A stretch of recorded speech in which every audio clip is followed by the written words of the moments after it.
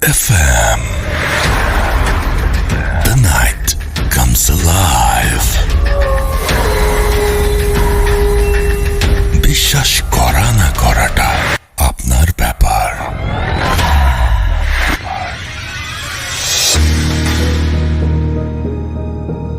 That's right, বিশ্বাস করা বা না করাটা আপনার ব্যাপার। আমি রাস্তায় আছি, সাথে ঘড়িতে সময় রাত 11:59। শুরু হয়ে গেল ভূত এফএম। আপনাদের সবাইকে ভূত এফএমে আমন্ত্রণ জানাচ্ছি এবং আশা করছি যে যেখানে আছেন ভালো আছেন, সুস্থ আছেন, নিরাপদে আছেন। এবং কয়েকদিন প্রচণ্ড গরম ছিল, তারপরে আমাদের সেই ঝড়ের আশঙ্কা। এবং আমি বলবো যে যে কোনো প্রাকৃতিক দুর্যোগেই নিজের সেফটিটা আগে এনশিওর করবেন, উইচ ইজ ভেরি ইম্পর্ট্যান্ট। এবং আমাদের প্রচুর লিসেনার আছেন যারা কোস্টাল এরিয়াতে থাকেন, যারা বিভিন্ন জায়গায় থাকেন, এবং তাদের প্রত্যেককে বলবো যে ঝড়ের পরিমাণ বা মাত্রা যাই হোক না কেন, আপনি সব সময় চেষ্টা করবেন যে আপনার ওই জায়গার লোকাল অথরিটি যা বলছে এবং আপনার যেটা করা উচিত সেটা সবার আগে করে ফেলা। হ্যাঁ, সেটা খুব বেশি জরুরি এবং আমার মনে হয় যে সেটা শোনা উচিত। এবং আমার আরও একটা কথা বলার আছে, সেটা হচ্ছে আমাদের যারা শুনছেন তাদের মধ্যে একটা বিরাট অংশ আছেন কলকাতায় এবং পশ্চিমবঙ্গে, এবং তাদের সবাইকেই আমি জানাচ্ছি আমাদের ভূত এফএমে আমন্ত্রণ, এবং সেই সাথে আপনাদেরও সুরক্ষা কামনা করছি এবং আশা করছি আপনারাও নিরাপদে আছেন এবং সুস্থ আছেন। এবং যারা যেখান থেকেই আছেন না কেন, আমাদের ফেসবুক পেজে একটু জানাবেন যে আপনারা ভালো আছেন এবং সুস্থ আছেন, এবং কোন জায়গা থেকে লিখছেন সেটাও জানাবেন। শুরু করছি আজকের ভূত এফএম। শুরুতে জানিয়ে দিচ্ছি কীভাবে আমাদের সাথে যোগাযোগ করবেন। যদি আপনি আপনার ঘটনা পাঠাতে চান, তাহলে আপনাকে চলে যেতে হবে আমাদের যে ইমেল অ্যাড্রেস, সেই ইমেল অ্যাড্রেসটা মনে রাখতে হবে। আমাদের ইমেল অ্যাড্রেস হচ্ছে bhutfm@radiofurti.fm, which is bhutfm@radioforti.fm। আপনার নাম, ঠিকানা এবং ফোন নাম্বার সহ আপনার জীবনে ঘটে যাওয়া বা আপনার জানা সেরা ঘটনা লিখে পাঠিয়ে দিন আমাদের কাছে। ঘটনার শুরুতে অবশ্যই উল্লেখ করুন যে ঘটনাটি আপনি স্টুডিওতে এসে শেয়ার করতে চান, নাকি আপনি চান আপনার ঘটনা আমরা পড়ে শোনাই। যারা দেশের বাইরে রয়েছেন তাদেরকে সরাসরি বলবো যে আপনারা অডিও ক্লিপ পাঠাতে পারেন বা লিখেও পাঠাতে পারেন আপনাদের ঘটনাটি।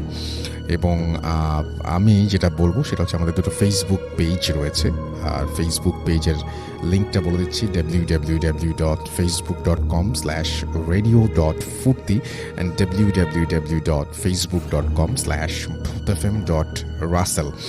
আর আমাদের টুইটারে আপনি আসতে পারেন এবং আপনি দেখতে পারেন আমাদের পোস্টটা russell_bhutfm। আপনারা জানেন সবাই, সেখানে এসেও ভিজিট করতে পারেন।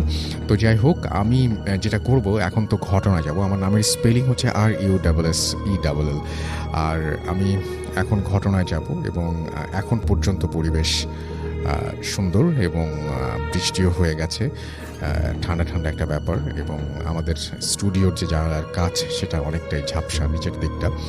তো যাই হোক, আশা করছি সবাই আজকের ভূত এফএম অনেক এনজয় করবেন।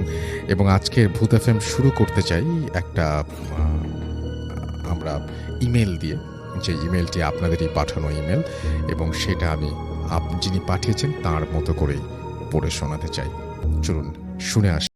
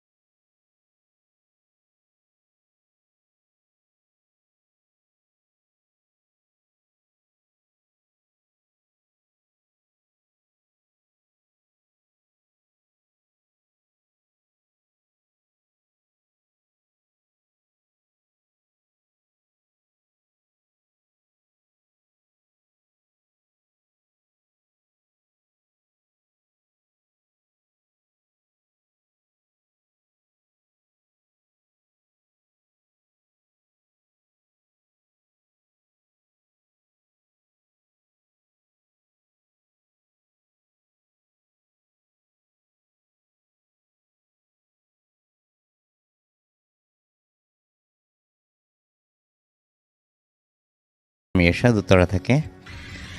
তো আমি আজকে আমার প্র্যাকটিক্যাল এক্সপিরিয়েন্স, আমার নিজস্ব এক্সপিরিয়েন্স করে একটা ঘটনা বলবো, সেটা কাওলা রোড নিয়ে, এয়ারপোর্ট রোডের। অনেক শুনেছি আমরা এই রোডটা নিয়ে এবং অনেক কিছু অনেকে আলোচনা করেছেন এবং আজকে আপনিও আলোচনা করবেন। এবং আমি এইটা নিয়েই প্রথমে একটু কথা বলতে চাই, সেটা হচ্ছে যে এই যে এই রোডটা নিয়ে এত কিছু শুনি, আপনি তো ওই এলাকায় থাকেন, তো জি। আপনার কাছে তার মানে মনে হয় যে যারা বলেন তারা ভুল বলেন না, না, অবভিয়াসলি নো। এবং আপনার নিজেরও এটা নিয়ে এক্সপিরিয়েন্স আছে। Exactly right. ওকে, এবং হয়তো কেউ প্রকাশ করে কেউ করে না, এটাই আর কি। জি তো আমি আমার প্রথম ঘটনাটা বলছি, এটা ছিল 2011-এ। তখন আমি একটা সিমেন্ট কোম্পানিতে কাজ করি, ঢাকা থেকে একটা ছাতকে, সিলেটে ছাতকে। হুম হুম, তো আমি ওখানে অ্যাডমিনের দায়িত্বে ছিলাম। তো একদিন সাডেনলি আমার ভাইয়ের কল পাই যে মা সিক, মা আচ্ছা। হসপিটালাইজড।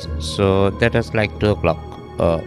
আমরা In the লাঞ্চের morning? পরে, না, 2 o'clock আফটারনুন। আফটারনুন, ওকে, আমরা লাঞ্চে ছিলাম, লাঞ্চের পর কলটা পেয়ে। সো আমাদের একটা মাল্টিন্যাশনাল কোম্পানির সবচেয়ে বড় জিনিসটা হচ্ছে family priority is the first priority. So আমি খবরটা পেয়ে আমি প্ল্যান্ট ম্যানেজার অ্যাপ্রুভাল নিয়ে তখনই আমি ঢাকার উদ্দেশ্যে রওনা করি। তো ছাতক থেকে ডে টাইমে যদি আমি ঢাকা আসি, প্রথমে আগে সিলেট যেতে হয়। হুম হুম, সিলেট থেকে দেন বাস অথবা বাই এয়ার আমি ঢাকা আসি। তো ওদিনকে আমি প্ল্যান থেকে বেরোতে লাইক 2:30 আমি বের হয়ে সিলেটে গিয়ে 4টা সাড়ে 4টা একটা বাস পেয়ে যাই। তো সিলেট থেকে সাধারণত it takes like 5 hours maximum, কিন্তু ওদিনকে হবিগঞ্জ একটা ট্রাক অ্যাক্সিডেন্ট হতে আমার ঢাকা পৌঁছতে রাত 12টা বেজে যায়। আচ্ছা, তখন আমি স্কাটনে থাকতাম। তো আমি সায়দাবাদ থেকে নেমে বাসায় এসে জাস্ট এশার নামাজ আদায় করে আমি আমার গাড়িটা নিয়ে, পার্সোনাল গাড়ি নিয়ে আমি উত্তরের দিকে রওনা হই। তখন 12টা বাজে রাতে। তো আমি গাড়ি ড্রাইভ করতেছি খুব ভালোভাবে, আমি রেডিসনটা পার হলাম। তো আমার একটা হ্যাবিট হচ্ছে রেডিসনের পরে সাধারণত এয়ারপোর্টের আগে কোনো ডিভাইডার নেই, তো ওটা ডিভাইডার নেই বা স্পিড ব্রেকার নেই, এই জন্য আমি অকটেনে চেঞ্জ করে গ্যাস থেকে একটু স্পিডে গাড়িটা চালাই। সো ইঞ্জেক্টর কোনো ময়লা থাকলে ওটা যেন ছেড়ে যায়। আচ্ছা, তো যাচ্ছি, তো কাওলা ব্রিজটার নিচ থেকে যাব, ওটা দেখি ওটা ক্রস করতে সাডেনলি আমার গাড়ির স্পিডটা স্লো হয়ে যাচ্ছে। হুম, মানে sir slow means dead slow. তো আচ্ছা, আমি সাথে অনেকক্ষণ অনেক কিছু চিন্তা করলাম, the way I maintain my car hmm, it's not possible at all আর অকটেনে দেয়া। তো আমি মানে দেখতেছিলাম যে কী হচ্ছে। আমি এক্সিলারেটর আরও বেশি করে চেপে দিচ্ছি, না কিছুতে কিছু হচ্ছে না। হুম হুম, আমার আরেকটা হ্যাবিট হচ্ছে আমি সাইড মিরারে মানে গাড়ি চালাই, সাইড মিরার দেখে কখন রিয়েলি আমি রিয়ার ভিউ মিরারে তাকাই। আচ্ছা, তো সাডেনলি আমার চোখটা চলে গেছে রিয়ার ভিউ মিরারে। তখন দেখলাম যে মানে যা দেখলাম এটা আমি চিন্তাও করি না কখনো। ইটস অ্যান অ্যানিমেল, লাইক এটা কুকুরও না আবার ঘোড়াও না, কুকুরের চেয়ে একটু লম্বা, একটু বেশি, আবার ঘোড়ার চেয়ে একটু ছোটো, বাট মুখটা হচ্ছে ঘোড়ার মতো। আচ্ছা, এটা আমার গাড়ির পিছনে দৌড়াচ্ছে আর ধরে অবস্থা গাড়িটা।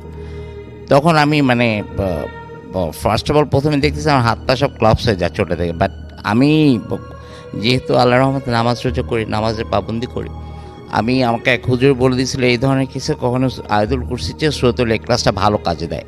তো আমি ওটাই জোরে জোরে পড়তে শুরু করি। সো আমি একবার পড়লাম, দুবার পড়লাম, 3বার শেষ হয়নি, জি, দেখি কোথাও কিছু নেই। আমার গাড়িটা যা খুব জোরে এয়ারপোর্টে আগে যে স্পিড ব্রেকারগুলো ছোটো ওটার মধ্যে বাড়ি খেলো। আচ্ছা, I was sweating like anything. সব কিছু ঠিক আছে। আমি তারপর আবার গ্যাস দিয়ে গাড়িটা স্লো করে মোটামুটি মা ছিল ক্রিসেন্ট হসপিটালে 7 নম্বরে, জি, ওখানে গেলাম। কাউকে কিছু বুঝতে দেয়নি, everything was all right. Hmm hmm, but আমি খুব ঘামছিলাম, এটাই সবচেয়ে বড় জিনিস। আর আমার মনের মধ্যে যে ভয়টা ছিল ওইটা তখন প্রকাশ করিনি, বিকজ একদিকে মা সিক, তারপর ভাইয়েরা সবাই আছে। হুম হুম, তো গেলাম, দেখলাম পরের দিন মার সেন্স ফিরলো। জি, তো মার সাথে দেখা করলাম, তারপর লাইক 10টা 11টাকে ব্যাক করলাম বাসায়। এই ছিল ফার্স্ট ঘটনা রাসেল ভাই। Okay, thank you so much, thank you. আমরা পরের ঘটনাটা অনেক বড়, সেই ঘটনাটা জি। আমরা আবারও ফিরে আসব। তার আগে আমরা যেটা করব সেটা হচ্ছে দেখি যে আমাদের যারা শুনছেন তারা কি লিখছেন এই মুহূর্তে আমাদেরকে। এবং আমি দেখতে পাচ্ছি যে আমাদেরকে অনেকেই লিখছেন এবং আমি দেখতে পাচ্ছি যে আমাদের সাথে রোহান লিখেছেন, আমাদের সাথে আছেন তিনি, এবং তিনি ভয় পেতে চান। রফিকুল ইসলাম আমাদের সাথে আছেন এবং তিনি বলছেন যে আচ্ছা, তিনি এই মুহূর্তে আমাদের সঙ্গে আছেন এবং দোয়া চেয়েছেন সবার কাছে। ইন্ডিয়া থেকে লিখছেন, রাইট? আচ্ছা, না তিনি বলেছেন যে যেখানেই থাকি না কেন দোয়া আচ্ছা না হ্যাঁ ইন্ডিয়া থেকে লিখছেন মুর্শিদাবাদ লালগোলা থেকে, এবং তিনি লিখেছেন যে এই প্রাকৃতিক দুর্যোগ যেন মোকাবেলা করতে পারেন সেই জন্য দোয়া চেয়েছেন। সবাই দোয়া করি সব কিছু ঠিকঠাক থাকুক। আবরার আহমেদ রাজু আমাদের লিখেছেন, তিনি ভূত এফএম লাভ করেন, তাই ভূত এফএম শোনেন। আমাদের সাথে রিয়াদ সান, আমি টুইটার থেকে আগে শুরু করেছি, ভালুকা থেকে শুনছেন এবং আমাদের সঙ্গে আছেন দেখতে পাচ্ছি সঞ্জিদা রহমান নিশি, এবং তিনি হ্যালো ভাইয়া, আজকের ওয়েদারের সাথে ভূত এফএমটা is too perfect, way too perfect আছে ওকে। আমাদের সঙ্গে আছেন শান্তা ইসলাম এবং তিনি the first incident was good. আমাদের সঙ্গে আছেন দেখতে পাচ্ছি হাসিবুল হাসান রিফাত, এবং তিনি বলছেন তার লেখা পড়া হয় না কেন, আমি তো পড়ছি, একে একে পড়ছি। আপনি 3 মিনিট আগে লিখেছেন এবং 3 মিনিট আগে আপনি যে মেসেজটা পাঠিয়েছেন সেটাই হচ্ছে যে আমার মেসেজ পড়া হয় না কেন। আমাদের সঙ্গে আছেন আরিফুর রহমান এবং ইমেলটা বেশ ভালো লেগেছে সেটা তিনি বলেছেন। আবরার আহমেদ রাজু আমাদের সঙ্গে আছেন এবং তিনি বলছেন যে কেউ বিশ্বাস করুক বা না করুক আমি ভূত এফএমের সাথেই আছি।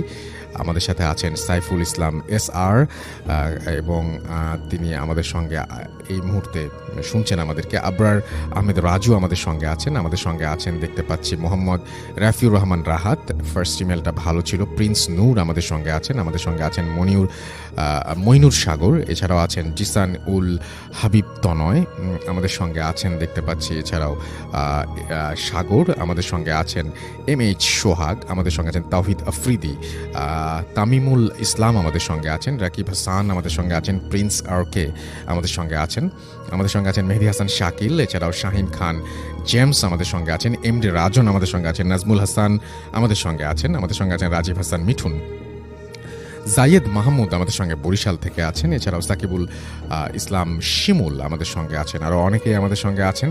আমি দেখি যে ভিডিও ফুর্তি যে ফেসবুক পেজটা সেখানে কে কে আছেন। রানা শেখ আমাদের সঙ্গে আছেন, আমাদের সঙ্গে আছেন আরও অনেকেই এই মুহূর্তে, এবং যেমন আমি দেখতে পাচ্ছি, আচ্ছা এই পেজটা থেকে আমি এই পেজটা একটু লিঙ্কটা বলে দিই, www.facebook.com/radio.furti, এবং সেইখানে আমরা এই মুহূর্তে আছি। ইয়ামিন এলান আমাদের সঙ্গে আছেন, আমাদের সঙ্গে আছেন দেখতে পাচ্ছি রাতুল মালিক, এছাড়াও MD শরীফ মাহমুদ আমাদের সঙ্গে আছেন, আল শাহরিয়ার আমাদের সঙ্গে আছেন, জাহেদ আলী আমাদের সঙ্গে আছেন, সাব্বির হোসাইন আমাদের সঙ্গে আছেন, শিরোনামহীন বাবু আমাদের সঙ্গে আছেন আমাদের, এবং তিনি বলছেন please welcome me, welcome to ভূত এফএম, এবং আশা করছি পুরোটা সময় আপনি এনজয় করবেন। MD নাইমুর রহমান আমাদের সঙ্গে আছেন এবং তিনি বলছেন আই লাভ ভূত এফএম ফ্রম খুলনা। আমাদের সঙ্গে আছেন বিজয় আচার্যি, এবং তিনি বলছেন যে যিনি চট্টগ্রাম থেকে আমাদের সঙ্গে আছেন। MNA রাসেল আমাদের সঙ্গে আছেন, আমাদের সঙ্গে আছেন ইব্রাহিম ইসলাম লিটন, তিনি ভূত এফএম বলছেন লাভ ইউ ভূত এফএম। জনাথন আমাদের সঙ্গে আছেন, আমাদের সঙ্গে আছেন দেখতে পাচ্ছি I am listening from Qatar, I love ভূত এফএম লিখেছেন। আমাদের সঙ্গে আছেন দেখতে পাচ্ছি আরি জি তিয়ান উজ্জ্বল হালদার, এবং তিনিও আমাদের সঙ্গে আছেন এবং তিনি বলছেন অনেকদিন পর শুনছি ভূত এফএম নিয়ে, তিনি অনেক এক্সাইটেড। রানা শেখ আমাদের সঙ্গে আছেন, আফসার ইমরান আমাদের সঙ্গে আছেন, রিশাদ আহমেদ মনির আমাদের সঙ্গে আছেন, আমাদের সঙ্গে আছেন দেখতে পাচ্ছি সাদিয়া নওরিন, এছাড়াও তানহা তাবাসসুম রিয়া আমাদের সঙ্গে আছেন, সাবিলা অরিন আমাদের সঙ্গে আছেন, বরিশাল থেকে আছেন রাজভীর সহ আরও অনেকে। আমাদের যে ভূত এফএমের পেজটা রয়েছে www.facebook.com/bhutfm.russell, সেখানে দেখতে পাচ্ছি MD মারুফ হাসান অভি আমাদের সঙ্গে আছেন, রফিকুল ইসলাম রূপক আমাদের সঙ্গে আছেন, অ্যালেক্স ইফতেখার হোসেন শিমুল আমাদের সঙ্গে আছেন, আমাদের সঙ্গে আছেন MD আবুলাইজ ইসলাম আকাশ আমাদের সঙ্গে আছেন, তিতাস AH তাসনিম আমাদের সঙ্গে আছেন, আমাদের সঙ্গে আছেন দেখতে পাচ্ছি আহমেদ রাহিম, MD নাইম শেখ আমাদের সঙ্গে আছেন, এবং শিরোয়েল কলোনি রাজশাহী থেকে তিনি শুনছেন, আবদুল্লাহ খান আমাদের সঙ্গে আছেন, সাতক্ষীরা থেকে শুনছেন, ইমন খান হৃদয় আমাদের সঙ্গে আছেন, আরাফ মাহমুদ জাফর আমাদের সঙ্গে আছেন, MH রোমান আমাদের সঙ্গে আছেন, জীবন কুমার আমাদের সঙ্গে আছেন, সামিন আহমেদ আমাদের সঙ্গে আছেন, AR আমাদের সঙ্গে আছেন, AR বাদশাহ, এছাড়াও হাসান আলী আমাদের সঙ্গে আছেন, সচিব তালুকদার আমাদের সঙ্গে আছেন, আমানুল মাসুদ অপূর্ব আমাদের সঙ্গে আছেন, তৌফিক ইলাহি তনয় আমাদের সঙ্গে আছেন যশোর থেকে, এছাড়াও আরাফ মাহমুদ আমাদের সঙ্গে আছেন, আমাদের সঙ্গে আছেন ইউনুস আলী সোহাগ সহ আরও অনেকে। থ্যাংক ইউ সো মাচ আমাদের সঙ্গে থাকার জন্য। আমরা চলে যাব আমাদের দ্বিতীয় অতিথির কাছে। আপনার নামটা প্লিজ একটু বলবেন, আপনি কোথা থেকে এসেছেন সেটা বলবেন, তারপরে আপনার ঘটনায় যাব, এবং আপনি আপনার প্রথম ঘটনাটা প্লিজ একটু শুরু করবেন। আসসালামু আলাইকুম রাসেল ভাই। ওয়ালাইকুম সালাম। আমি মাহমুদ হাসান মুন্না, আমি এসেছি বরিশাল থেকে। জি বলুন আপনার ঘটনা। তো রাসেল ভাই প্রথমেই বলতে চাই, আমি আজকে প্রথম যে ঘটনাটা বলবো সেটা আমার দাদার কাছ থেকে শোনা। আমার দাদা গত ডিসেম্বর মাসের 23 তারিখে মারা গেছে। সবাই আমার দাদার জন্য দোয়া করবেন। জি তো আমার দাদারা ছিলেন 2 ভাই। তো দাদারাদের যে পুরানো বাড়ি সেটা ছিল আমাদের যে বর্তমান যে এলাকা চন্দ্রমোহন, তার পাশে একটা গ্রামে চরদারিয়াল নাম। জি তো ওইখান থেকে দাদারা চন্দ্রমোহন আইসা একটা বাড়ি করে। তো দাদারা 2 ভাই বাড়ি করার পরে ওই বাড়িতে থাকতো, নতুন বাড়িতে থাকতো দাদারা 2 ভাই। আর আমার যে বড় দাদি ছিলেন উনি আর ওনার আম্মা। তো থাকার পরে তো বাসার যত কাজ টাজ, পুরুষ বলতে আমার দাদাই ছিলেন, কৃষিকাজ করতেন দাদা তখন তো সারাদিনের কাজ শেষে আমাদের ওইখানে আবার রাসেল ভাই গ্রাম অঞ্চলে জি যে আজকে থেকে মানে 60 দশকে, জি 1960 দশকের দিকে তো ঘটনাটা ছিল এমন। জি আমাদের পাশের গ্রামে একটা লাঠি খেলার আয়োজন করা হয়েছিল যে বাংলা বাজার নামে একটা জায়গায়। তো ওইখানে দাদা চিন্তা করলেন যে সারাদিনের কাজ শেষে লাঠি খেলা দেখতে যাবে। তো দাদা যখন মানে সারাদিনের কাজ শেষ করার পরে লাঠি খেলা দেখতে যাবে, তো আগে গ্রাম অঞ্চলে তেমন রাস্তাঘাট অবস্থা ভালো ছিল না। তো মানুষের চলাচলের মাধ্যম হিসাবে নৌকা ব্যবহার করতো, বিশেষ করে যারা কৃষিকাজ করতো তাদের তো বাসায় নিজেদের একটা করে নৌকা থাকতো এমন। তো দাদা সারাদিনের কাজ শেষে নৌকা নিয়ে ওই পাশের গ্রামে যেখানে লাঠি খেলা হচ্ছে ওইখানে চলে যায়। তো উনি সন্ধ্যার পরে ওনার কাজ শেষে লাঠি খেলা দেখতে যায়। তো লাঠি খেলা শেষে যখন বাসায় আসতেছিল তখন আনুমানিক রাত, উনি আমার যেটা বলছেন 10টা থেকে কি 11টা হবে এরকম একটা মাঝামাঝি সময়। তো উনি আসতেছেন নৌকা দিয়ে, আস্তে আস্তে একা আসতেছেন রাত্রেবেলা। তো গ্রাম অঞ্চলে 10টা 11টাই অনেক রাত্র। তো উনি যখন খালের একটা পাড় দিয়ে আসতেছিলেন, তো খালটা ছিল বিলের সাথে মানে অ্যাডজাস্ট করা। তো ওই সময়টা ছিল বর্ষাকাল, পানিতে পুরা ভরা ছিল। তো উনি খালের পাড় দিয়ে যখন আসতেছিলেন, কিছু দূর যাওয়ার পরে উনি দূরে একটা আলো দেখতে পায়। তো যখন আলোটা দেখতে পায় তো উনি নৌকা চালায় যখন আলোটার কাছাকাছি চলে আসে তো দেখে যে ওইখানে একটা ঘাট ছিল, ওই ঘাটের পাড়ে একটা মহিলা দাঁড়ানো। তো ওনারে মহিলা হাত দিয়ে ইশারা করতেছে নৌকাটা থামানোর জন্য। তো উনি নৌকাটা থামানোর পরে উনি যেটা দেখছে, তো ওই যে মহিলা ওনারও চিনে, আমাদের এলাকার এক লোক, ওনার নাম ছিলেন জব্বার, ওনার আম্মা।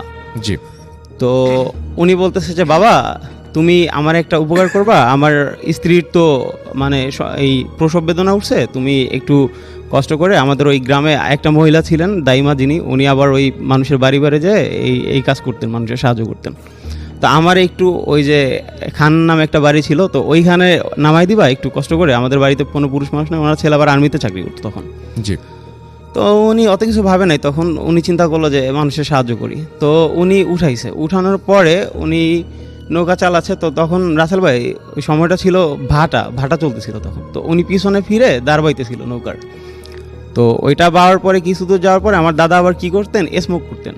তো উনি চিন্তা করলো যে এখন একটা সিগারেট ধরাই, যেহেতু একটু ঠান্ডা ঠান্ডা লাগতেছে। তো উনি সিগারেট ধরানোর জন্য, সিগারেটটা ছিল আবার পিছনে, উনি সেটা নেওয়ার জন্য একটু পিছনে তাকায়। তো রাসেল ভাই তাকানোর পরে উনি ফার্স্ট যেটা দেখে, তো সেটা হলো গিয়া ওই যে মহিলার হাতে একটা কুপি টাইপের একটা দেখছিল প্রথম। তো আসলে এটা কুপিও না, ওটা কিসের আলো উনি ওইটা আজকে পর্যন্ত আমার যখন বলছে তখনও মানে ওটা জানতে পারেন ওটা কিসের আলো ছিল।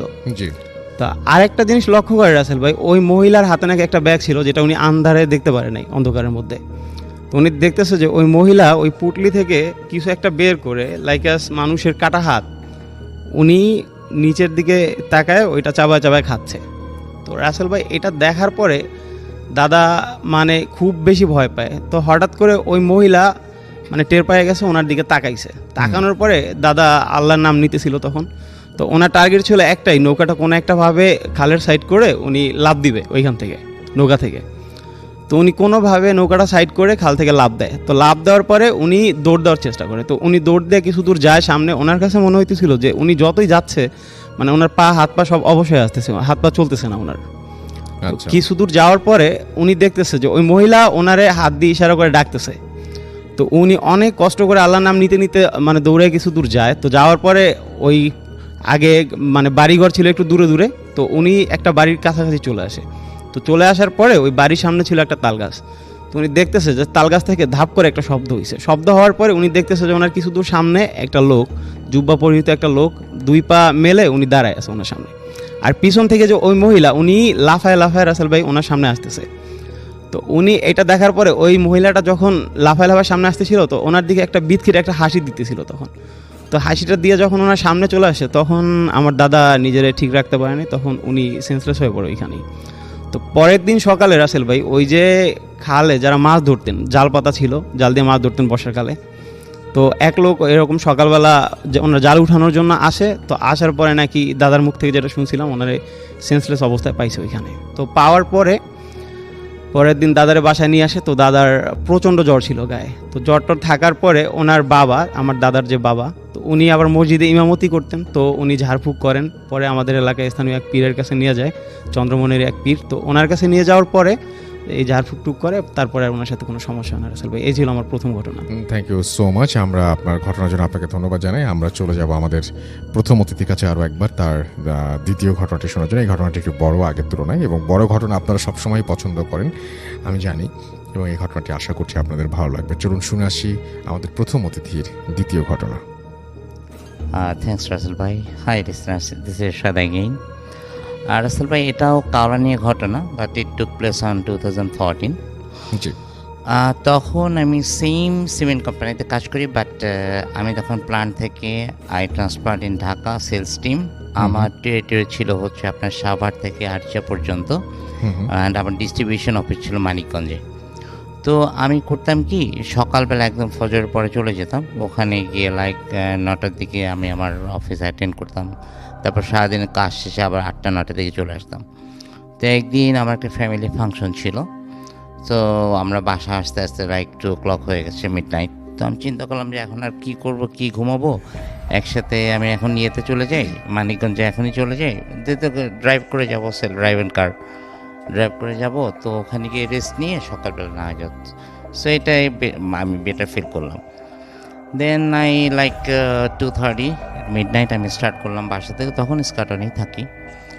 তখন ওখান থেকে আমি যাচ্ছি, তো এয়ারপোর্ট রোড হয়ে, এয়ারপোর্ট রোড গিয়ে আমি আপনাকে যেটা আগে বলেছি যে আমি রেডিসন পর থেকে অকটেন নিয়ে ওটা একটু ফাস্ট ড্রাইভ করতাম কারটা। তো অ্যাজ ইউজুয়াল আমি ওটা করে, এখন মনে করেন যেখানে লে মেরিডিয়ানটা আছে হোটেল, তারপরে পিডিবির অফিসটা পার হয়ে আর একটু দূরে গেলে যখন মোটামুটি কাওড়া ব্রিজটা ভিজিবল, মানে মোটামুটি একদম স্পষ্ট দেখা যায়, তা আমি খেয়াল করলাম যে একটা লোক একটু উঁচু হয়ে আস্তে আস্তে রাস্তা ক্রস করছে, মানে আপনার লেফট থেকে রাইটে যাচ্ছে। কিন্তু আমি গান শুনতেছিলাম, আবার মানিকগঞ্জে যাব, হয়তো অন্য কিছু চিন্তা করতেছিলাম। আমি যদি একটু কনসেন্ট্রেশন দিতাম ওদিকে, আপনি একটা যে খেয়াল করবেন যে ওখানে কিন্তু আপনার কোনো গ্যাপ নেই, যেখান থেকে লোকটার মানে পার হয়ে ও রাস্তা দিয়ে চলে যাবে, ওইটা কিন্তু নেই, ওটা কিন্তু মানে গ্যাপলেস একটা। তো আমি দেখলাম যে উনি পার হয়ে মানে রাস্তাটা ক্রস করতেছে। তো আমি করলাম কি, যেহেতু আমার গাড়ি লাইক 100-110-এ, আমি আস্তে করে একটু বাঁ দিকে স্টিয়ারিংটা কাটলাম যে বাঁ দিক দিয়ে আমি বের হয়ে যাবো। সাডেনলি ইটস লাইক মেবি আমার গাড়িটা 100-150 ইয়ার্স ওই লোকটা থেকে দূরে সে উল্টা দৌড় দিছে, জাস্ট উল্টা দৌড় দিচ্ছে। আচ্ছা, উল্টা দৌড় দিয়ে মানে তখন মানে আমি এমনিতে আপনার বাঁদিকে স্ট্রেংটা কেটে বাঁদিকে ঘুরে যাই, এখন যে উল্টা দৌড় দিচ্ছে, আমার তো আর করে কিছু নেই, আমি তো ওই স্পিডে আমি আই ক্যান ব্রেক মাই কার, কারণ আমার গাড়ি উল্টে যাবে। আমি তখন ডান দিকে স্ট্রেংটা ঘুরেছি, আর অটো স্ট্রেংটা একটু জোরেই ঘুরে গেছে। আমি ওই লোকটাকে উড়াই দিয়ে চলে গেছি, উড়ে, এবং আমি আমার গাড়িটা খুব জোরে গিয়ে আবার ডিভাইডের সাথে ইয়ে করলাম। তখন ওই গাড়িটা ছিল ফান কার্গো, একটা ফান কার্গো, ওটার হ্যান্ড ব্রেকটা হচ্ছে আপনার ইয়েতে পায়ে, লেফট পায়ে, আর ব্রেক তো আছে, আমি দুইটা একসাথে চেপে ধরছি। চেপে ধরে আমার রাইট সাইডটা ফুললি ড্যামেজ হয়েছে, গাড়িতে স্টপ হয়ে গেছে। আমার কিছু হয়নি আলহামদুলিল্লাহ, আমার সিট বেল্টটা বাঁধা ছিল। আমি বসে বসে চিন্তা করতেছিলাম যে একটা তো মানে স্পট ডেড হয়ে গেল। কিন্তু ওয়ান থিং রাসেল ভাই, যখন ওই লোকটার উপর দিয়ে আমার গাড়িটা যায়, আমি কিন্তু কিছু ফিল করি না। কিন্তু আপনার একটা চলন্ত গাড়ির মধ্যে আপনি যখন কিছু একটা আপনাকে কিছু বাধা দিবে, আপনার গাড়িটা কিন্তু একটু ফিল করবেন, শেক করলো বা কিছু বাড়ি খেলা একটাই হবে। আমি কিন্তু কিছু ফিল করিনি। আমি অনেকক্ষণ বসেছিলাম গাড়ির মধ্যে, বসে চিন্তা করতে এখন কী হবে। এর মধ্যে যদি ইটস লাইক 3টা বাজে, তখন রাত 2-4জন লোক অলরেডি একটা বাস থেমে গেছে, কী হয়েছে। তখন আমি ডান দিকের দরজাটা খুলতে পারতেছি না, বাঁ দিকের দরজা দিয়ে নামলাম। নেমে আমি তো চারিদিকে তাকাচ্ছি যে রক্ত বা মানে ব্লাড বা লোকের বডিটা, কিন্তু কিছুই দেখতে পাচ্ছি না। Nothing is there, everything clear. এখন সবাই আমাকে জিজ্ঞেস করতে, কী হয়েছে ভাই, কীভাবে অ্যাক্সিডেন্ট করলে, রাস্তায় তো কোনো গাড়ি ঘোড়া নাই, কিন্তু আমার মুখ থেকে তো কোনো আওয়াজ নেই। সেটাই। আমি তো আওয়াজ করতে পারতেছি না, বিকজ আমি তো ওই যে ডেড বডিটা খুঁজতেছি কোথায়। একটা অ্যাক্সিডেন্ট করে ফেলেছেন এবং আপনার ভাল লাগছে না এই কারণে। এক্স্যাক্টলি নো, কারণ অপরাধ আমি বোধে জানি যে ভুগছেন এখন আপনি আমার গাড়িটা প্রচণ্ড। ভেঙে ফেলবে, হ্যাঁ। এমনিতে যে আমাকে মাইর দিবে এটা তো আমি কনফার্ম। জি। কিন্তু মানে লাকিলি আর আনফর্চুনেটলি আর ফর্চুনেটলি আমি কিছুই পারলাম না আসলে। ইট ওয়াজ লাইক এ ফেক একটা জিনিস। এবং আমার মনে হয় রাসেল ভাই, যে অনেকে বলে যে কেন অ্যাক্সিডেন্টটা হয় ওখানে, this the one reason I found it out in my life, যে দিস ইজ দ্য রিজন। অনেকে বলে, অনেকে বলে না। এই যে অনেক দূর উনি গেল, আবার দৌড় দিল উল্টা দিকে, দ্যাটস দ্য রিজন। এবং তারপরে ওই লোকজনে কয়েকজন ধরাধরি করে আমার গাড়িটা ঠেলে একটু রাস্তার বাঁদিকে নিয়ে গেল কর্নারে। দেন অনেকক্ষণ বসেছিলাম, নেক্সট 6টার দিকে উপরে একটা গ্যারেজ থেকে অনেক কষ্ট করে লোকজন এনে গাড়িটাকে মোটামুটি একটু মানে যেত দাঁড় করানো হলো। তো আমি ওইটা নিয়ে মোটামুটি আর যেতে পারলাম না মালিকগঞ্জে, ব্যাক টু দ্য প্যাভিলিয়ন, বাসায় চলে আসলাম। জি। এই আর কি। স্যার দ্যাট ওয়াজ ওকে। মাই। আমি এই দুটো ঘটনা আমি চাইছিলাম যে আপনি একসঙ্গেই বলবেন। এই দুটো ঘটনা তো কাওলার ঘটনা, কিন্তু হ্যাঁ, আপনার হ্যাঁ। সাথে ছাতকেও ঘটনা ঘটেছিল। হ্যাঁ, হ্যাঁ, ছাতকে। সেই ঘটনাটা আমি আপনার কাছ থেকে একটু জানতে চাই, যে ঘটনাটা আপনার ছাতকে ঘটেছিল। দ্যাট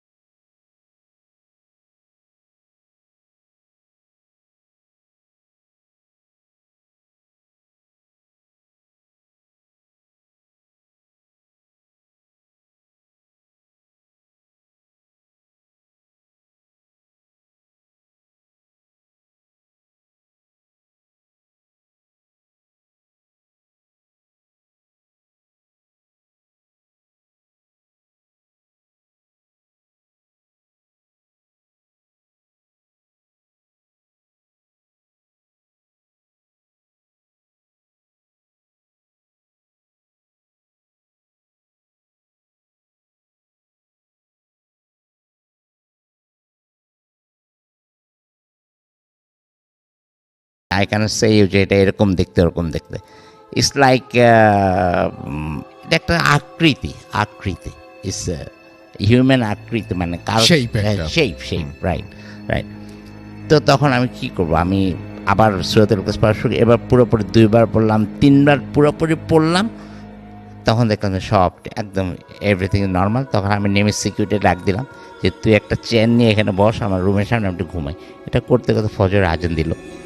দেন তো আলহামদুলিল্লাহ উজু করে নামাজ পড়লাম, নামাজ আদায় করে তারপরে এভরিথিং হলো। কিন্তু মানে এফেক্টটা যে হলো, আমি 8:30 আমাদের অফিস ছিল, যখন অফিসে গেলাম প্রচণ্ড জ্বর, এবং 2টার সময় আমাকে প্ল্যান্ট ম্যানেজমেন্ট বাইয়া ঢাকা পাঠালো, এবং আমি কন্টিনিউয়াসলি 7 দিন প্রচণ্ড জ্বরে ভুগলাম।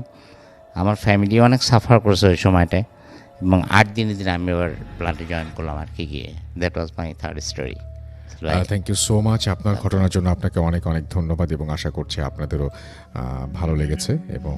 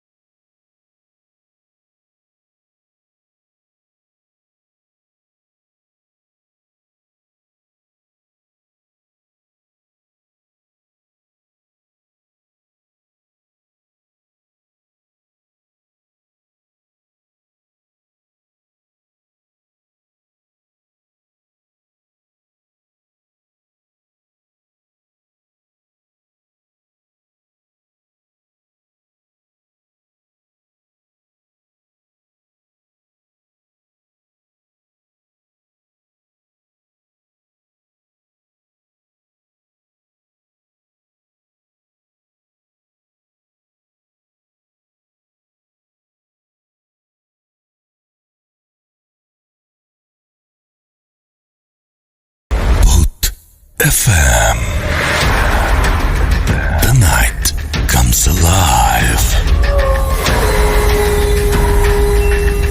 বিশ্বাস করা না করাটা আপনার ব্যাপার।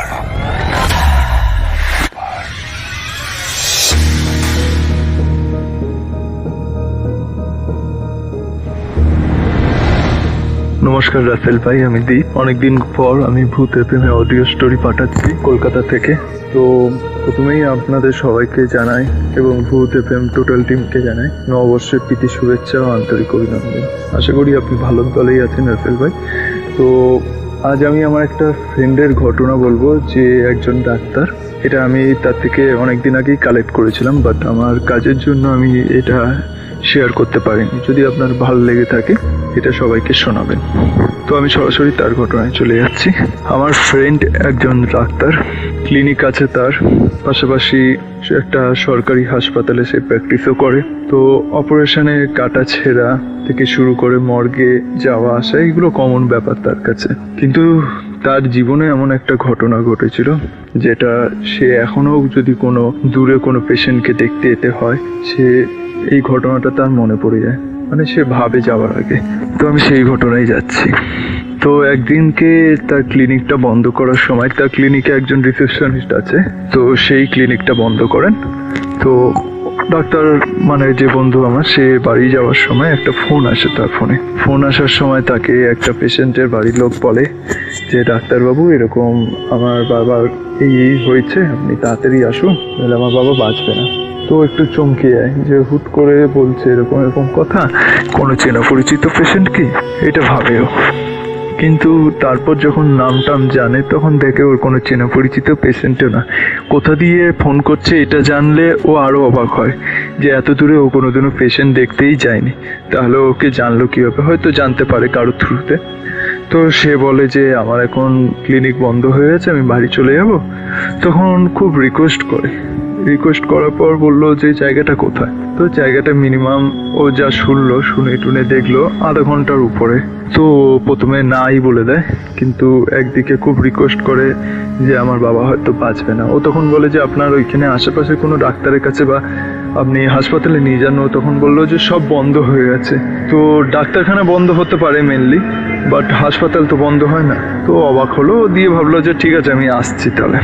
তো ক্লিনিক থেকে বেরিয়ে নর্মালি ট্রেনে চেপে ও ট্রেনে করে নামার পর যখন বাইরে আসে, বাইরে এসে দেখে পুরো রাস্তাটা পুরো ফাঁকা, খালি দুটো অটোরিক্সার মতো দাঁড়িয়ে আছে। বাদবাকি সামনে দিয়ে দেখতে পাচ্ছে ডাক্তারখানা বন্ধ আছে, এমনি দোকানও বন্ধ। তো দেখে সামনে দুখানা লোক আসে, এসে বলে ডাক্তারবাবু আমরাই ফোন করেছিলাম, আপনি চলুন আমাদের সাথে। দিয়ে লোক দুটো ওদের মানে ও বন্ধুকে ভ্যানে করে নিয়ে যায়, রিক্সা ভ্যান যেটা হয় সেই ভ্যানে করে নিয়ে যায়। তো নর্মালি ভ্যানে বসেই যায়। তো জিজ্ঞেস করছে বাবার কি হয়েছে, বলছে বুঝতে পারছি না, আপনি গেলে বুঝবেন।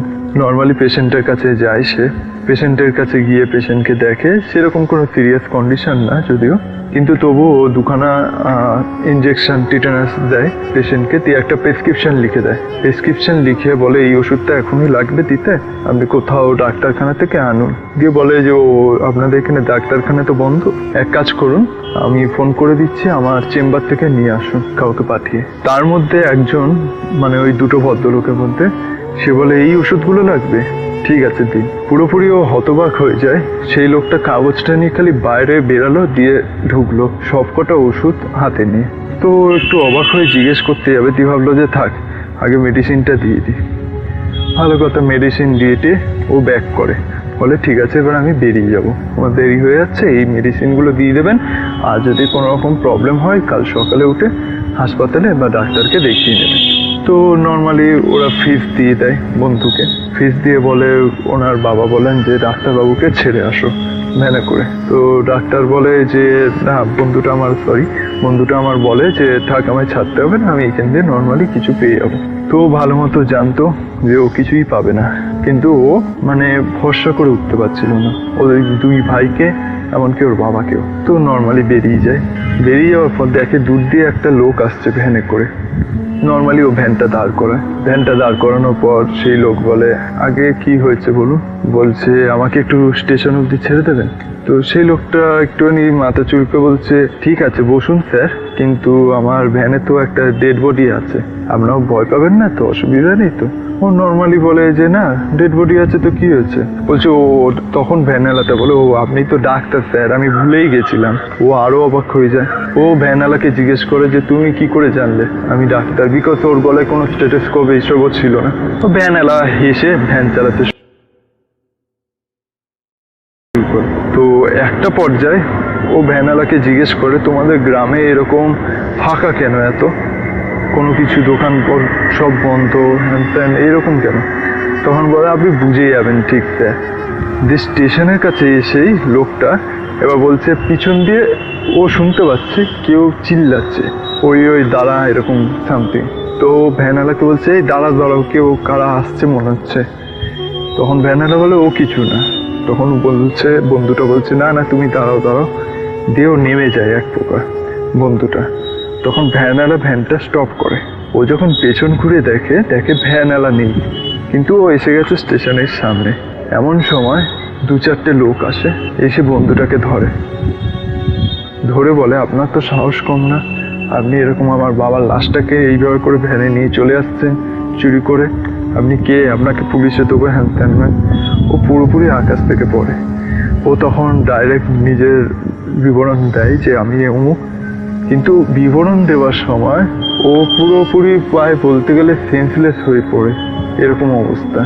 ও যে লোকগুলো সামনে ছিল তার মধ্যে 2জন লোককে দেখে, যে পেশেন্ট দুখানার যে বাড়ির ছেলে 2জন ওকে পিক করতে এসেছিল, তাদের 2জনকে দিয়ে বলে, আমি তো আপনার বাড়িতে গিয়ে আপনার বাবাকে দেখে এলাম, আপনি আবার আমাকে চোর বলছেন। ওই লোক দুটো, মানে যারা এসেছিল 4জনের মধ্যে, ওই 2টো লোক ওর দিকে তাকিয়ে থাকে, বলে, আমার বাবাকে দেখে গেলেন, এটা কার লাশ?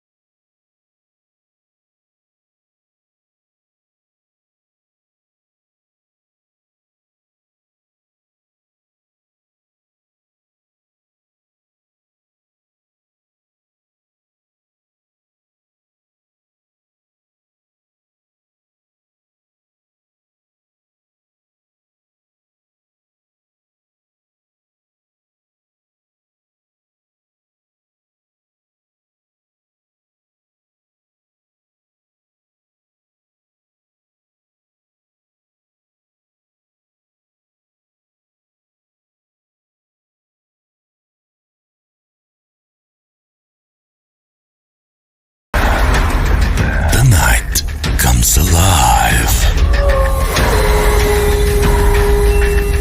বিশ্বাস করা না করাটা আপনার ব্যাপার।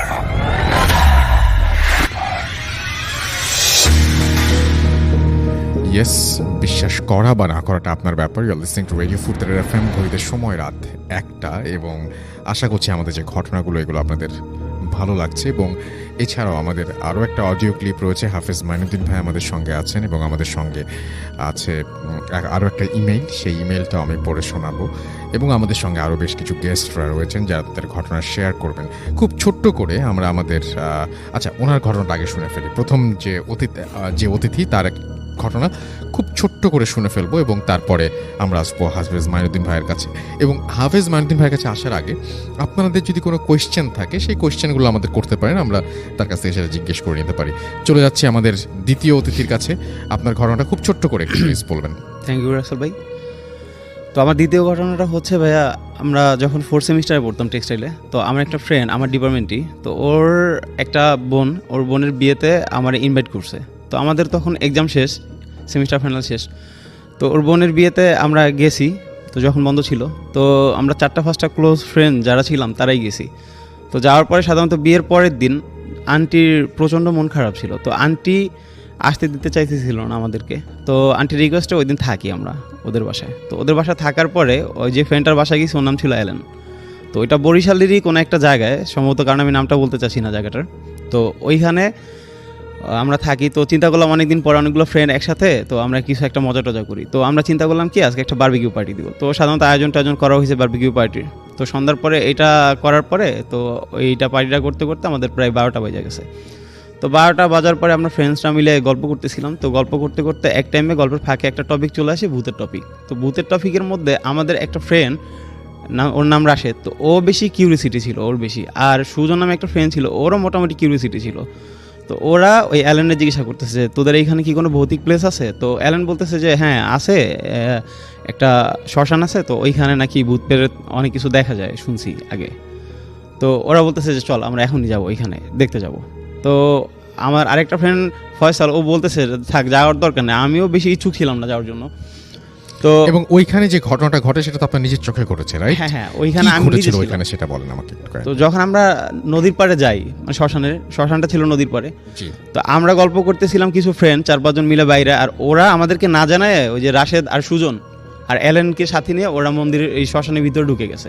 তো শ্মশানটা ছিল 2টা গেট রাসেল ভাই, একটা পিছনে গেট একটা সামনে গেট। পিছনে গেটটা ছিল একটু ঝোপঝাড় ভাঙা ছিল, সামনে গেটটা খোলা ছিল। তো ওরা ভিতরে যায় নাকি দেখতেছে, পরে ওদের মুখ থেকে আমি যেটা শুনছি, দেখতেছে তখন রাত প্রায় 1টা থেকে 1:30 হবে আনুমানিক, তখন নাকি একটা লাশ পোড়ানোর জন্য আনছে। আচ্ছা। তো 2 জন লোক একটা লাশ পোড়ানোর জন্য লাশটা রেডি করতেছে আসলে কাঠ দিয়ে।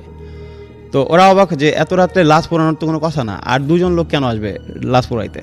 তো ওরা দেখতেছে, তো হঠাৎ করে যখন ওরা এটা খেয়াল করলো যে লাশের গায়ে যখন আগুন ধরায় দেওয়া হয় যে কাঠে আগুন ধরায় দেওয়ার পরে দেখতেছে ওরা হঠাৎ করে ওই লোক 2 জন নাই। তো ওরা তো বেশ অবাক, ওরা ভাবলো হয়তো আশেপাশে থাকতে পারে অন্য কোথাও।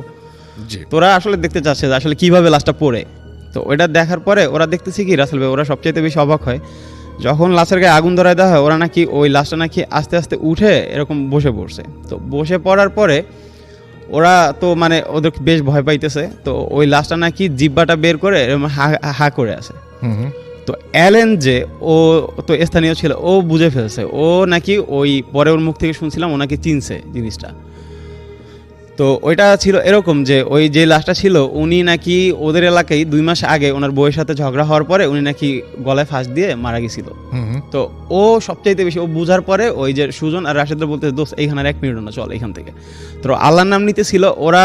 তো মানে এমন অবস্থা হইতেছিল ওরা সামনে গেট দিয়ে না বের হয়ে ওরা নাকি পিছনে গেটে দৌড় দিছিল।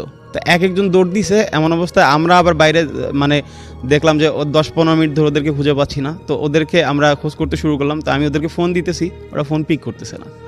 তা আমরা বেশ চিন্তিত হয়ে গেলাম। পরে আমরা মন্দিরের ভিতরে যাই আস্তে আস্তে ওদেরকে খুঁজতে যাই, দেখি যে মানে আমাদের ফোনে টর্চ ছিল, তো টর্চ জ্বালায় রাত্রেবেলা অন্ধকারের মধ্যে ওদেরকে খুঁজতে যায় দেখি যে একজন মন্দিরের কোনায় বসে, ওই যে অ্যালেন ও কাঁপতেছে মন্দিরের কোনায় বসে, আর যে সুজন ছিল ও আরেকটু সামনে ওই গেটের পিছনে ঝোপের মধ্যে ও সেন্সলেস অবস্থায় পড়া। তো ওই অ্যালেনকে ধাক্কা দিয়ে বলতেছি কি হয়েছে?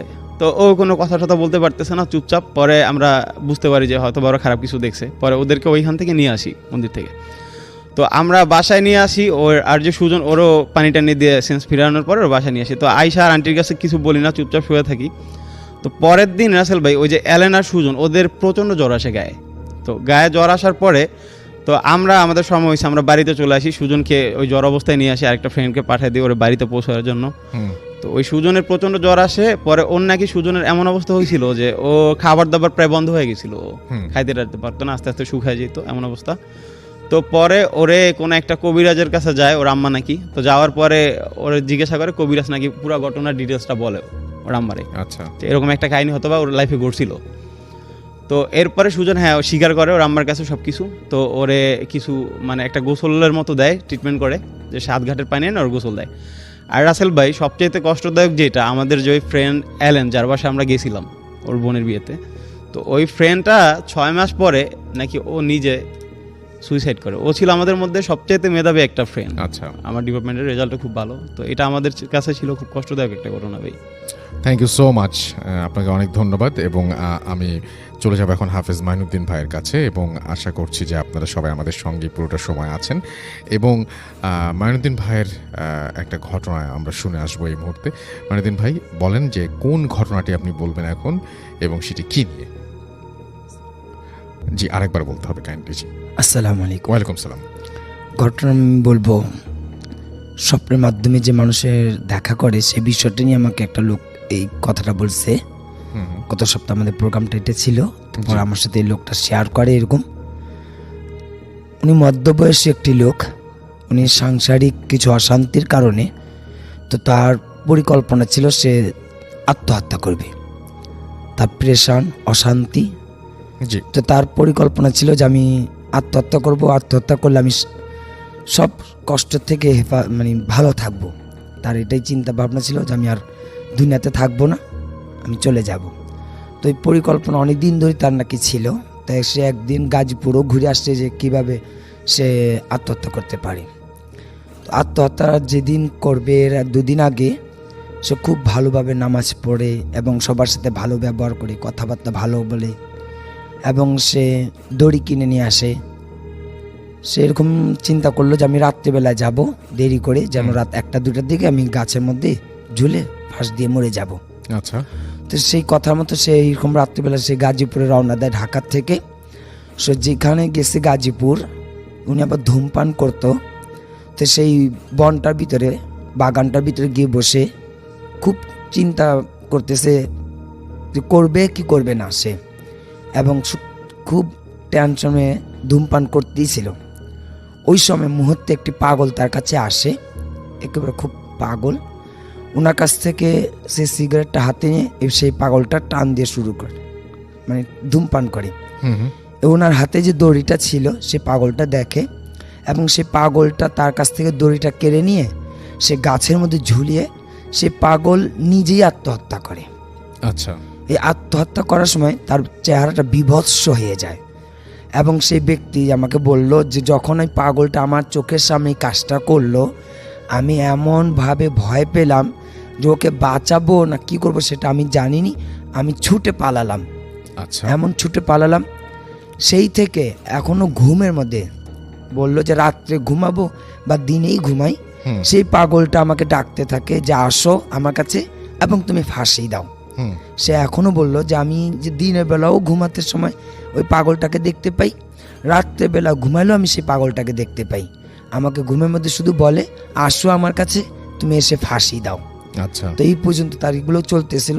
সে ডাক্তারের পরামর্শ নিয়েছিল, তাকে ঘুমের ওষুধ দেওয়া হয়।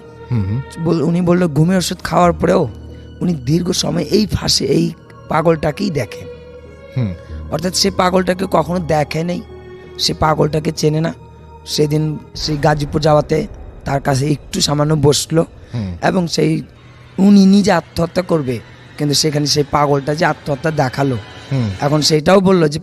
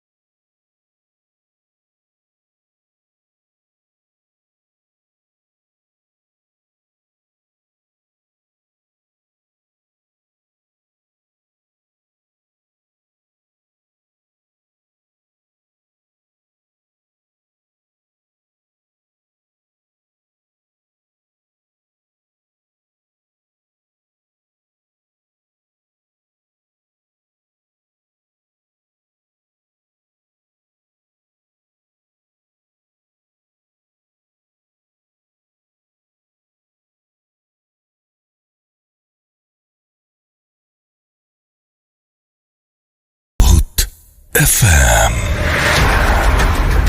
The night comes alive. বিশ্বাস করা না করাটা আপনার ব্যাপার।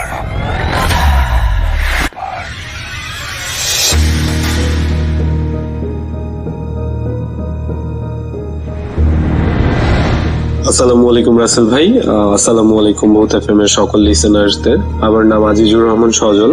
আমি ঢাকা বিশ্ববিদ্যালয়ের ফিনান্স বিভাগ থেকে সদ্য গ্রাজুয়েশন কমপ্লিট করলাম। বলে রাখা ভালো, আজকে যে ঘটনাটা শেয়ার করতে যাচ্ছি সেটা হচ্ছে আমার বাসা কেন্দ্রিক। এর আগের ঘটনাটা বলে নেওয়া দরকার। 2008 সালের দিকে আমাদের বাসার একজন ভাড়াটি আসে, যার নাম আমরা তাকে তাজুল আঙ্কেল বলে চিনতাম। তো ওনার ব্যবহার, আচার আচরণ খুবই অদ্ভুত ছিল। অদ্ভুত বলতে স্বাভাবিক মানুষের মতো না। হঠাৎ করে চোখগুলো বড় করে আমাদের ভয় দেখাতো, বা হঠাৎ করে গাছে উঠে যেত, হঠাৎ করে এখানে চলে যেত, হঠাৎ করে দেখা যেত যে আমাদের বাসায় একটা করই গাছ আছে, করই গাছের উপরে উঠে বসে ভাত খাচ্ছে। তো এরকম অদ্ভুত অনেক বিহেভিয়ার ওনার মধ্যে লক্ষ্য করা গেল।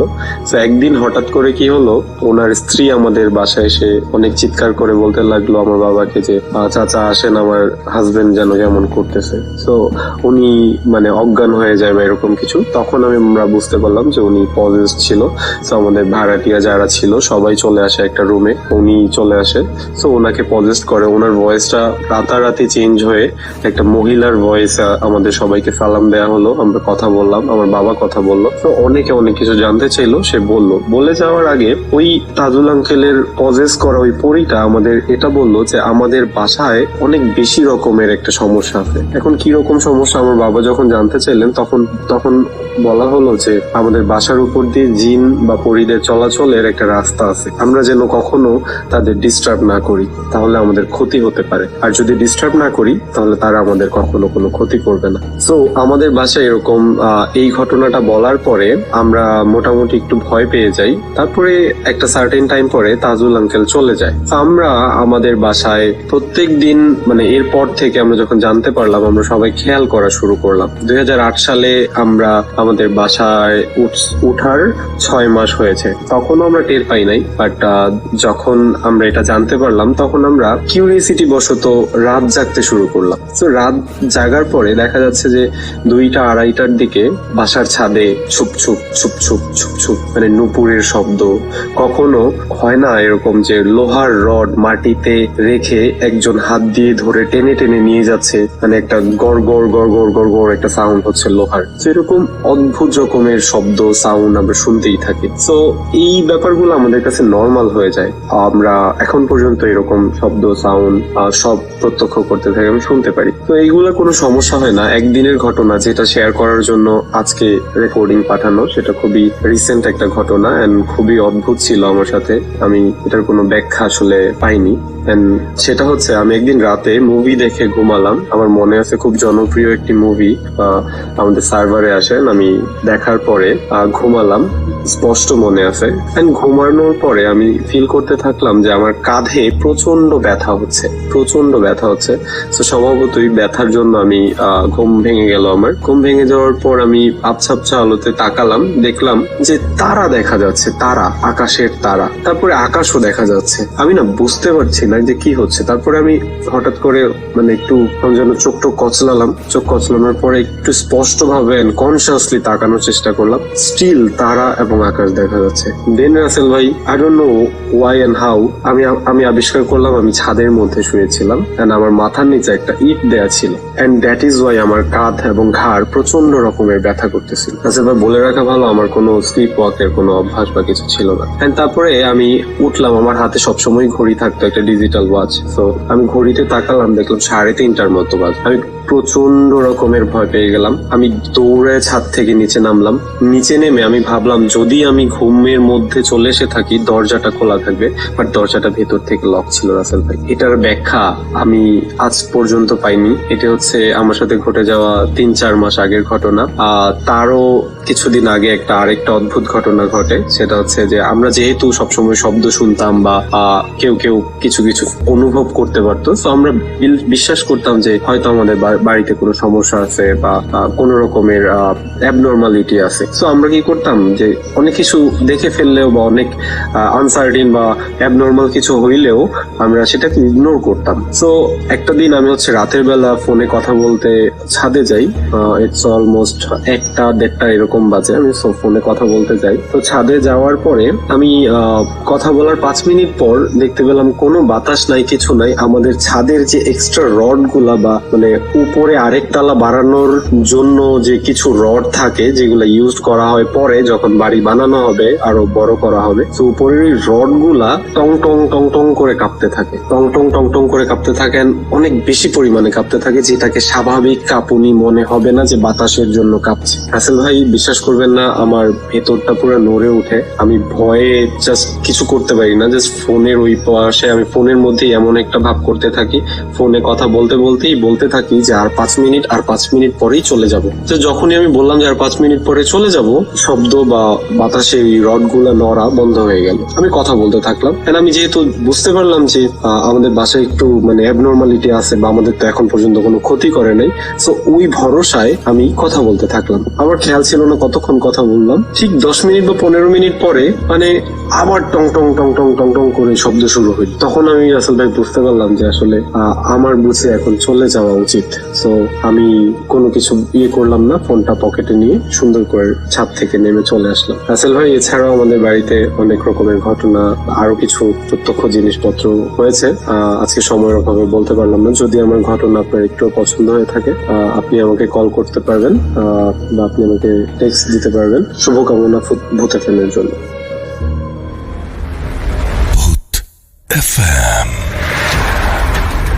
The night comes alive.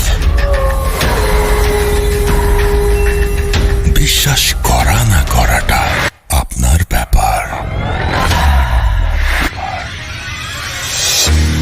Welcome back, শুনছেন রেডিও ভূত FM। আমি রাসেল আছি, সাথে ঘড়িতে সময় রাত 1:29 আর চলছে ভূত FM। এই মুহূর্তে আমাদের অতিথিরা আমাদের সঙ্গে আছেন এবং আমি চলে যাব আমাদের নতুন অতিথি একজন জয়েন করেছেন তার কাছে। আপনার নামটা প্লিজ একটু বলবেন, কোথা থেকে এসেছেন, তারপর আপনার ঘটনায় যাব। হাই লিসেনার, আমি ইনজামাম উল হক, আমি মেডিকেল টেকনোলজিস্ট। সেই সাথে আমার বড় ভাইয়া সুজন ভাই, জয়, এরা সবাই শুনছে, সবাইকে আপনার ঘটনাটা বলেন। আসলে আমার ঘটনা গ্রাম্য একটা ঘটনা, আমার চাচার সাথে ঘটা। সো আমি যখন ছোট, তখন এক্স্যাক্ট আমার বয়সটা মনে নাই, আমার কাছ থেকে ঘটনাটা শোনা। তো আমার চাচা এখন মারা গেছে, অনেক দিন হলো মারা গেছে। তখন আমার চাচা মাঠে গরু চড়াইতে যাইতো। তো একদিন আমার চাচা যথারীতি মানে মাঠে গরু চড়াইতে গেছে। তখন আনুমানিক কটা বাজে চাচা জানে না। সো চাচাকে নাকি নখ দেওয়া হয়েছে যে গরু চড়াইতে যাবি না, এরকম বলে কেউ একটা শব্দ করছে। তো চাচা ঝট করে উঠা চলে গেছে। যখন গেছে তখন দেখে যে আশেপাশে সবই পরিষ্কার, সবই মানে আকাশ টাকাশ সব পরিষ্কার হয়ে গেছে। তখন চাচা গিয়ে দেখে যে সেখানে কেউই নাই, কৃষক যাই বলেন কেউই নাই। তো আমাদের গ্রামের সাথেই রোডের পাশে একটা বট গাছ আছে। ছোটোবেলা থেকেই যেমন দেখছি এখনও তেমন দেখতেছি, অনেক আগের নাকি বট গাছটা। তো চাচা দেখে ওই বট গাছের একটা পা দিয়া আর অন্য মানে বিলের অপর প্রান্তের গ্রামে আরেকটা পা দিয়া একটা অবয়ব, বিকট আকৃতির একটা অবয়ব দাঁড়িয়ে আছে। তো চাচা সেটা দেখে সেখান থেকে দৌড়ে পালিয়ে এসে দেখে যে এখন ফজরে আজান দিচ্ছে। তো চাচা তারপরই অসুস্থ হয়ে যায়। তো বেশ কয়েকদিন অসুস্থ ছিল। এর কিছুদিন পরে আমার চাচা আস্তে আস্তে অসুস্থ হয়ে যায়। তো বেশ কিছুদিন পরে আমার চাচা মারা যায়। তো এখন কি কারণে মারা যায় এক্স্যাক্ট আমরা জানি না, বাট চাচার লিভারটা প্রবলেম হয়ে গেছিলো। এখন কোন রিলেটেড কি সেটা আসলে আমরা কেউ জানতাম না। এই ছিল আমার ঘটনা রাসেল ভাই। থ্যাংক ইউ সো মাচ আপনার ঘটনার জন্য, আপনাকে ধন্যবাদ। আমরা দেখতে পাচ্ছি যে আমাদের এখানে আরও একটা ইমেইল আছে, সেই ইমেলটা আমি একটু পড়ে শোনাতে চাই আপনাদেরকে এবং আশা করছি যে এটাও আপনাদের ভালো লাগবে। এবং আমি এরকম প্রচুর ইমেল চাই, আসলে ইমেল পড়তে অনেক ভালো লাগে এবং আপনারাও পছন্দ করেন আমি জানি, এবং যারা লেখেন তারা খুব চমৎকার করে লেখেন। এরকম ইমেল আমি প্রচুর চাই, প্রচুর, যেটা সত্যি ঘটনা হলে সবাই ভালোবাসেন আসলে। যাই হোক, আমাকে লিখছেন রাসেল ভাই নমস্কার নেবেন, আমি আশু, যশোর বিমানবন্দর রোড আরবপুর থেকে লিখছি। আজই প্রথম ভূত এফএমে কোনো ঘটনা পাঠালাম। যদি ঘটনাটি আপনাদের ভালো লাগে তাহলে এই ঘটনাটি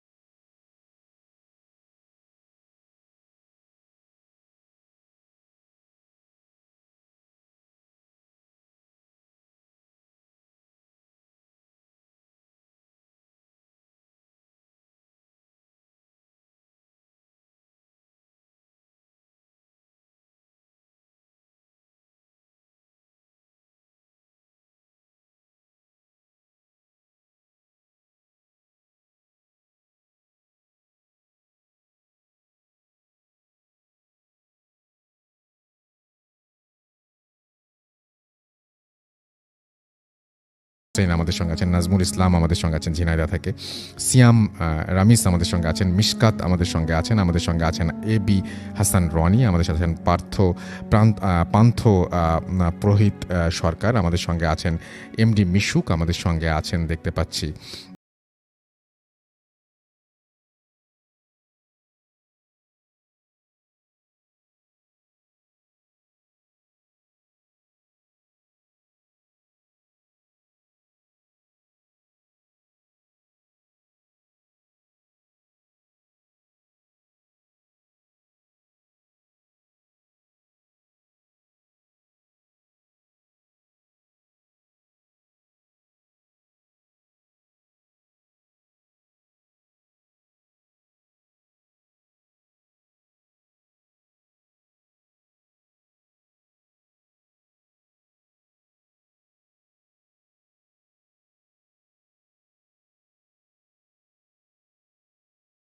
টাটা।